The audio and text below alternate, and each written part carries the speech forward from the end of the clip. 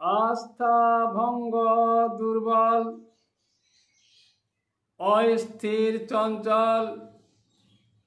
অস্থিরতা দেয় না স্থির হতে স্মৃতিভ্রম ঘুরে দাঁড়ে দাঁড়ে সম্মান হারা মনোরোগ পারা আশ্রয়স্থল গ্রহণে তার চঞ্চল অবিরত ঘুরে বেড়ায় ভাষার সামঞ্জস্য হারা লোকে সম্মান করে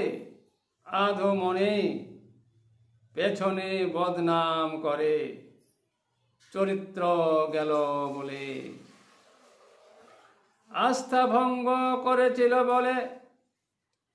মনের অস্তিত্ব গেছে চলে সম্মানে হলো দুর্বল